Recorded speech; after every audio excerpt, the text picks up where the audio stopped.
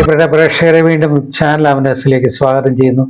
പല എപ്പിസോഡുകളായി പല കാര്യങ്ങൾ ഞാൻ നിങ്ങളുടെ മുമ്പിൽ അവതരിപ്പിച്ചു. എങ്കിലും ചരിത്രത്തിൽ, കേരള ചരിത്രത്തിൽ മാത്രമല്ല ഇന്ത്യയിലും പാശ്ചാത്യ ദേശങ്ങളിലും ചരിത്ര താളുകളിലായി അപൂർവ ഇടങ്ങളിൽ കാണുന്ന പല സംഭവങ്ങളും ചില തെളിവുകളോടെ ഞാൻ നിങ്ങളുടെ മുമ്പിൽ അവതരിപ്പിച്ച പോലെ എന്ന മറ്റൊരു കാര്യമാണ് കഴിവേറി. ആരാണ് കഴിവേറി? ടൈറ്റിൽ കേട്ടിട്ട് നിങ്ങൾ എന്നെ ചീത്ത വിളിക്കരുത്, ഇതൊരു ചീത്തയല്ല. ചരിത്രത്തിൽ സംഭവിച്ചതും നൂറ്റാണ്ടുകൾക്ക് മുമ്പ് ബ്രാഹ്മണന്മാരുടെ നേതൃത്വത്തിൽ അല്ലെങ്കിൽ സവർണ മേധാവിത്വത്തിൽ ഇവിടെയുള്ള കേരളത്തിലെ പാർശ്വവൽക്കരിക്കപ്പെട്ടവർ അല്ലെങ്കിൽ കീഴ്ജാതിക്കാർ അനുഭവിച്ച അതിഹീനമായ ചില ശിക്ഷാ നിയമങ്ങൾ നമ്മുടെ രാജാക്കന്മാരും ജന്മിമാരും ഭൂവുടമകളും അടിച്ചേൽപ്പിച്ച ജാതീയ വ്യവസ്ഥയിൽ ഉണ്ടായിരുന്ന ഒരു പദപ്രയോഗമാണ് കഴിവേറി. എന്നാൽ ദുഃഖത്തോടെ പറയട്ടെ, ഇന്ന് കേരള സമൂഹം ഈ പാർശ്വവൽക്കരിക്കപ്പെട്ടവർ തന്നെ അറിഞ്ഞോ അറിയാതെ ആയിരിക്കാം, അറിഞ്ഞുകൊണ്ട് അങ്ങനെ ചെയ്യുകയല്ലോ, അത് തിരിഞ്ഞു കൊത്തുന്ന അവസ്ഥയാവും. അറിയാതെ തന്നെ അവരുടെ കൂട്ടത്തിലുള്ളവരെയും മറ്റുള്ളവരെയും കഴിവേറുടെ മകനെന്നും കഴിവേറി മക്കളെന്നും വിളിക്കുന്നത് അരോചകം മാത്രമല്ല, ചീത്തയല്ലത്, മറിച്ച് നിങ്ങളെ തന്നെ നിഷേധിക്കുകയാണ്. അപ്പോൾ എൻ്റെ ചോദ്യം, ആരാണ് കഴിവേറി? കഴിവേറി, ചിത്രവധം എന്നിവ കേരളത്തിൽ നിലനിന്നതിൻ്റെ ചരിത്ര യാഥാർത്ഥ്യങ്ങൾ ചിലത് രേഖകളുണ്ട്, ചിലത് ചിത്രമായി എഴുതപ്പെട്ട ഇതൊക്കെ ആയിക്കൊണ്ട് ചില കാര്യം ഞാൻ നിങ്ങളോട് വെളിപ്പെടുത്തുകയാണ്. നൂറ്റാണ്ടുകൾക്ക് മുമ്പ് കേരള ചരിത്രത്തിൽ നിലനിന്ന വളരെ മൃഗീയമായ ശിക്ഷാരീതികളായിരുന്നു കഴിവേറ്റലും ചിത്രവധവും.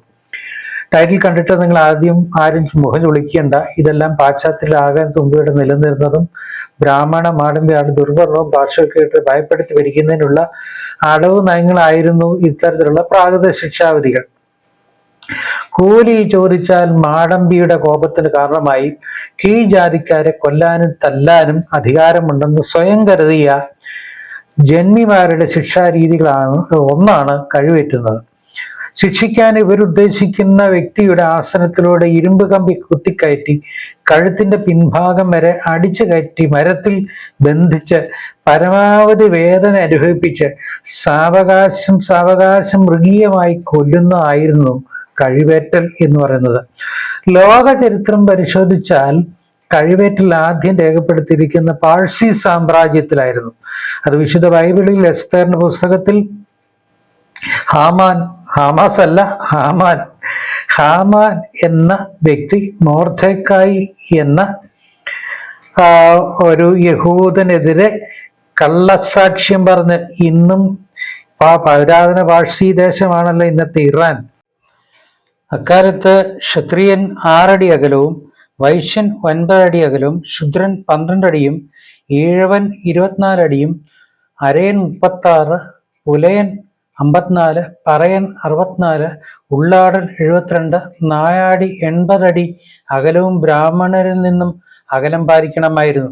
ഇങ്ങനെയുള്ള അയിത്തം കൽപ്പിച്ചിരുന്ന കേരളത്തെയാണ് വിവേകാനന്ദൻ പ്രാന്താലയം എന്ന് വിളിച്ചത്.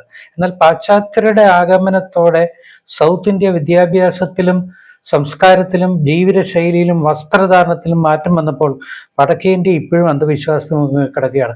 ഞാൻ ഈ പറഞ്ഞു വന്നത്, ഇത് കേരളത്തിലെ സംഭവങ്ങളും ശിക്ഷാവിധിയാണെങ്കിൽ പാശ്ചാത്യരിൽ ഉണ്ടായിരുന്നു. 16-ാം നൂറ്റാണ്ടിൽ ശല്യക്കാരും ബഹളക്കാരുമായിരുന്ന സ്ത്രീകളെ ശിക്ഷിക്കാൻ ഉപയോഗിച്ചിരുന്ന ഉപകരണത്തിന് പറഞ്ഞിരുന്ന പേരായിരുന്നു ഇരുമ്പ് കൂടവും തൂക്കുകൊട്ടയും. അതായത് തടി കൊണ്ടുള്ള കൊട്ടയ്ക്കകത്ത്, അന്നതൊക്കെ ഉള്ളല്ലോ, കൊട്ടയിൽ കിണറിന്റെ കപ്പിയിൽ ഈ തൊട്ടിക്കകത്ത് സ്ത്രീകളെ ഇരുത്തി കുറച്ചു നേരം വെള്ളത്തിൽ ഇറക്കി മുക്കും, കുറച്ച് കഴിയുമ്പോൾ മുക്കിയെടുക്കുന്ന ഒരു പ്രാചീന രീതി. ഇതുപോലുള്ള പലതും ചിത്രങ്ങൾ സഹിതമുണ്ട്. പലതരത്തിലുള്ള ശിക്ഷാവിധികൾ, പ്രാകൃതമായ ശിക്ഷാവിധിയിൽ ഇന്ന് നാം കത്തോലിക്ക പുരോഹിതന്മാരെന്ന വെള്ളക്കുപ്പായ ഇട്ടുകൊണ്ട് മിനിങ്ങി നടക്കുന്നവർ കേരളത്തിൽ അങ്കമാലിയിൽ നിന്നും കേരളത്തിലെ പലയിടങ്ങളിൽ നിന്നും പോർച്ചുഗീസുകാരുടെ കേന്ദ്രമായിരുന്ന ഗോവയിൽ കൊണ്ടുപോയി ഇരുമ്പ് പ്രതിമ, സ്ത്രീകളുടെ രൂപത്തിലുള്ള ഇരുമ്പ് കൊണ്ടുണ്ടാക്കിയിരിക്കുന്ന പ്രതിമയിൽ ശിക്ഷ കൽപ്പിക്കപ്പെട്ട, അതായത് സാമൂഹികമായ ശിക്ഷയല്ല, കത്തോലിക്ക മതവിശ്വാസത്തെ പരസ്യമായി എതിർത്തവരെ ഈ ഇരുമ്പ്, സ്ത്രീ രൂപത്തിലുള്ള ഇരുമ്പ് പ്രതിമയ്ക്കകത്ത് അകത്ത് രണ്ടു വശത്തും ഈ നീണ്ട കൂർത്ത ഇരുമ്പാണിയാണ്. ഇതിൻ്റെ അകത്തോട്ട് ജീവനുള്ള മനുഷ്യനെ വെച്ച് കെട്ടിമുറുക്കിയിട്ട് കൊല്ലാക്കൊല കൊല്ലുന്ന നികൃഷ്ടന്മാരായിരുന്നു ഇന്നത്തെ ഈ പാതിരിമാരെന്ന് പറഞ്ഞ വെള്ളക്കുപ്പായക്കാർ. അവരെ സൂക്ഷിച്ചോണം. ഇത് മറ്റു തരത്തിൽ വിചാരത്തിനോ അഴിമതിക്കോ കൊലപാതകമോ ഒന്നുമല്ല, മോഷണമൊന്നുമല്ല. അവരുടെ കത്തോലിക്ക സഭയുടെ പ്രമാണം പാലിക്കാത്ത കത്തോലിക്കരെ ശിക്ഷിച്ചിരുന്ന വിധിയായിരുന്നു ഈ പെർസിക്യൂഷൻ എന്ന് മറക്കരുത്. ഇതുപോലെ പ്രാകൃത യൂറോപ്പിലും മറ്റു രാജ്യങ്ങളിലൊക്കെ തന്നെ പല വിധത്തിലുള്ള ശിക്ഷാവിധി അന്നുണ്ടായിരുന്നു. ഇന്ന് ബോംബ് വെച്ച് പൊട്ടിച്ചു കൊല്ലുന്നു, വെടിവെച്ച് കൊല്ലുന്നു, മറ്റു തരത്തിൽ വിഷം കൊടുക്കുന്നു, എല്ലാം ഉണ്ട്. മനുഷ്യനുണ്ടായ കാലം മുതലേ ഈ പ്രാകൃത നിയമങ്ങളൊക്കെ ഉണ്ട്. എന്നിട്ടാണ്, അതുകൊണ്ടായിരിക്കാം ഗ്രീക്കുകാർ പറഞ്ഞത് ദൈവം നല്ലവൻ തന്നെയാണ്, പക്ഷെ നല്ലവനായ ദൈവമല്ല മനുഷ്യനുണ്ടായി. കാരണം പിശാചിനേക്കാൾ ക്രൂരത ചെയ്യുന്ന മനുഷ്യനെ നോക്കി ദൈവത്തിന്റെ സൃഷ്ടി എന്ന് എങ്ങനെ പറയുമെന്ന് അവർ നൂറ്റാണ്ടുകൾക്ക് മുമ്പ്, ക്രിസ്തുവിന് മുമ്പ് ചോദിച്ച ചോദ്യം ഞാനും ചോദിക്കുകയാണ്. മനുഷ്യനെന്താ ഇങ്ങനെയായത്? ഒരു സഭാവിഭാഗത്തിന് വേണ്ടി കൊല്ലാക്കൊല ചെയ്യുന്നു, മതത്തിന് വേണ്ടി കൊല്ലുന്നു, ആക്രോശം നടത്തുന്നു. നോർത്ത് ഇന്ത്യയിൽ എത്രയോ ക്രൈസ്തവ ദേവാലയങ്ങൾ നശിപ്പിക്കുന്നു, ക്രൈസ്തവരെ പുരോഹിതന്മാർ ഉപദ്രവിക്കുന്നു. എന്തിന് മിസോറാമിലും നാഗാലാൻഡിലും ഒക്കെ അവിടെ അതിപുരാതന ക്രൈസ്തവരവര്, അവരെയും അവിടെ ഉണ്ടാകുന്ന സിനഗോഗ് യഹൂദന്മാരുടെ ചർച്ചാണല്ലോ, അവിടെ നശിപ്പിച്ചിട്ടുണ്ട്. ഇതെല്ലാം കഴിഞ്ഞിട്ട് നമ്മൾ മാന്യരാണെന്ന് നടിക്കരുത്, ഞങ്ങളുടെ രാജ്യം ശ്രേഷ്ഠമാണെന്നും മറ്റു രാജ്യക്കാർ മോശമാണെന്നും പറയുന്നത് എല്ലാ രാജ്യക്കാരും ഒരു വിധത്തിൽ മറ്റു വിധത്തിൽ മോശമാണ്. ഇതൊക്കെ ജാതീയ ആചാരങ്ങളും മറ്റധിഷ്ഠാനങ്ങൾ പ്രകാരമായിരുന്നു. ഇതിനെല്ലാം സമൂലമായ മാറ്റം, ഒരു നവോത്ഥാനം കേരളത്തിലോ ഇന്ത്യയിലോ ഒന്നും അല്ല ഉണ്ടായത്, അത് പാശ്ചാത്യ ദേശത്താണ്. ആദ്യം സാംസ്കാരികമായി മാറ്റമുണ്ടായി, അതിൽ നിന്നും വ്യാവസായിക മാറ്റമുണ്ടായി, പിന്നെ ആത്മീയ പുരോഗതി ഉണ്ടായി. ഇതൊക്കെ അങ്ങനെ ലത്തീൻ ഭാഷ സംസാരിക്കുന്ന കത്തോലിക്കരുടെയും പോപ്പിന്റെയും അപ്രമേയത്വ ഭരണത്തെയെല്ലാം നശിപ്പിച്ചത് ഞാനും നിങ്ങളുമല്ല, അവര് തന്നെയാണ്. അങ്ങനെ മതത്തിന്റെ വേലിക്കെട്ട് മാറ്റി അവർ സ്വതന്ത്രരായപ്പം രാജ്യം പടി കയറി അവർ പുരോഗതി പ്രാപിച്ചു. ആ പുരോഗതിയാണ് ഞാനും നിങ്ങളും അനുഭവിക്കുന്നത്. അതുകൊണ്ട് കേരളത്തിലെ ഇടതുപക്ഷം കുറെ തെരുവിലിറങ്ങി ആണും പെണ്ണും കൈപിടിച്ചതൊന്നും അല്ല നവോത്ഥാനം. നവോത്ഥാനത്തിന്റെ മറ്റൊരു എപ്പിസോഡ് ഞാൻ എടുക്കാം. ഇതൊന്നും അല്ല നവോത്ഥാനം. നവോത്ഥാനം ഓരോ ജാതിയിലും ഓരോ മതത്തിലും ഓരോ വിഭാഗത്തിലും ഉണ്ടാകണം. എന്നാൽ ഏറ്റവും മോശം ഒരു സഭാവിഭാഗത്തിലെ കത്തോലിക്കർ എന്നറിയപ്പെടുന്ന ലോകത്തിലെ ക്രൈസ്തവ സമൂഹത്തിൽ ഏറ്റവും ഭൂരിപക്ഷമുള്ള അവർ മാന്യരല്ല.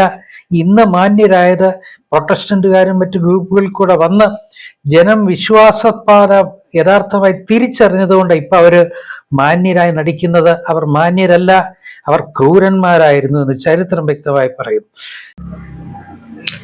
മറ്റൊന്നാണ്, നമ്മൾ യൂറോപ്പിൽ 15-ാം നൂറ്റാണ്ട് മുൻപ് നവോത്ഥാന കാലത്തിനൊക്കെ ആരംഭത്തിന് മുമ്പേ ഉണ്ടായിരുന്ന അതിദാരുണമായ മറ്റൊരു ശിക്ഷയായിരുന്നു അക്കാലത്തെല്ലാം കാരവാനിസം, അല്ലെങ്കിൽ മൃഗങ്ങളിൽ കൂടെ കുതിരപ്പുറത്തും മറ്റുമായി കച്ചവടത്തിന് പോകുന്ന സംഘം ചേർന്ന് പോകുന്നവർ മാസങ്ങളും ആണ്ടുകളും കഴിഞ്ഞിട്ടായിരിക്കും പലരും തിരിച്ചു വരുന്നത്. അവരിൽ തന്നെ രോഗം ബാധിച്ച് പലരും കൊല്ലപ്പെടാറുണ്ട്, ചിലർ വന്യമൃഗങ്ങളെ കൊല്ലപ്പെടുന്നുണ്ട്. ഇങ്ങനെയൊക്കെ ആർക്കും നിശ്ചയമില്ല എപ്പോൾ വരുമെന്ന്. അങ്ങനെയുള്ള യൂറോപ്യന്മാരുടെ ഇടയിൽ മറ്റൊരു പൈശാചികവും ഭീകരവുമായ ഒരു പരീക്ഷയായിരുന്നു സ്ത്രീകളെ. അവർ വിവാഹം കഴിച്ചവർ അവർ പോകുമ്പോൾ തിരിച്ചു വരുന്നിടം വരെ അവിഹിത ബന്ധങ്ങളിൽ ഏർപ്പെടാതിരിക്കാൻ വേണ്ടി പിച്ചളയുടെയോ ഓടിൻ്റെയോ കൊണ്ട് കൊല്ലന്മാരെ കൊണ്ട് നിർമ്മിച്ച് അതിൽ മലമൂത്ര വിസർജനത്തിന് മാത്രം ഉള്ള ഹോൾ ഇട്ടിട്ട് ബാക്കി ഭാഗങ്ങളെ ഒരു ഷഡ്ഡി പോലെ അല്ലെങ്കിൽ ഇന്നർ വയർ പോലെ ഉണ്ടാക്കി അതിൽ ലോക്കിട്ട് വെച്ചിട്ട് പോയ ചരിത്രങ്ങളുണ്ട്. അത് ഓരോ മാസങ്ങൾ അവരൊക്കെ എന്തെല്ലാം ബുദ്ധിമുട്ട് അനുഭവിച്ചു, എന്തൊക്കെ രോഗങ്ങൾ വന്നുണ്ടാകും, പലതരത്തിലുള്ള അലർജികൾ ഉണ്ടാകില്ലേ. അതുകൊണ്ടായിരുന്നു. അതിന്റെ ചിത്രം ഞാൻ ഇതിൻ്റെ അകത്ത് ഇടാം. അതിന്റെ പേരെന്താണെന്ന് അന്വേഷിച്ചിട്ട് കിട്ടിയില്ലെങ്കിൽ അങ്ങനെയും ഉണ്ടായിരുന്നു. അതിദാരുണമായ അവസ്ഥ.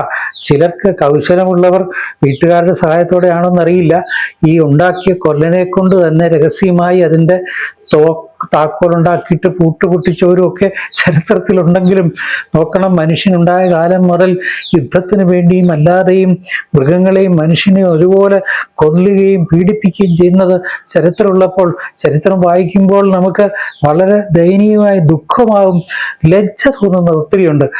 എങ്കിലും പറയട്ടെ, നവോത്ഥാനം ഉണ്ടാകാൻ കാരണം സമൂഹം, യൂറോപ്പിലെ സമൂഹം പുരുഷന്മാരെന്നോ സ്ത്രീകളെന്നോ കുട്ടികളെന്നോ വ്യത്യാസമില്ലാതെ രാജാക്കന്മാരുടെ ഭീകരമായ ഭരണവും അതിൻ്റെ കൂടെ കത്തോലിക്ക സഭയുടെ ഭീകര താണ്ഡവും ഒക്കെ സഹിച്ച് സഹികെട്ടപ്പോഴാണ് അവർ നവോത്ഥാനത്തിലേക്ക് മാറിയതെന്നും ഓർക്കണം. അതുപോലെ തന്നെ ഇപ്പം ജനാധിപത്യ രാജ്യമാണെങ്കിലും മനുഷ്യൻ മാറി വോട്ട് മാറ്റി കുത്താൻ കാരണം ഇത് തന്നെയാണെന്ന് ഭരണകർത്താക്കൾ ഓർക്കണം. മനുഷ്യൻ സഹിക്കുന്നതിനൊരു പരിധിയുണ്ട്. സ്വതന്ത്ര രാജ്യമായി ജനാധിപത്യ വ്യവസ്ഥയിൽ ജീവിക്കാൻ അവകാശമുള്ള പൗരാവകാശങ്ങളൊക്കെ ലംഘിച്ച് അവരെ അടിമകളെ പോലെ ആക്കുന്ന രാഷ്ട്രീയക്കാരെ നിങ്ങൾ ഓർക്കുക, ഒരു മാറ്റം എവിടെ ഉണ്ടാകും? ഇന്ന് നിങ്ങൾ പിടിച്ചു വെച്ചിരിക്കുന്ന അധികാര കസേരകൾ സമൂഹം ഒന്നാകെ ഇറങ്ങിയാൽ തകരുമെന്ന് മറക്കരുത്.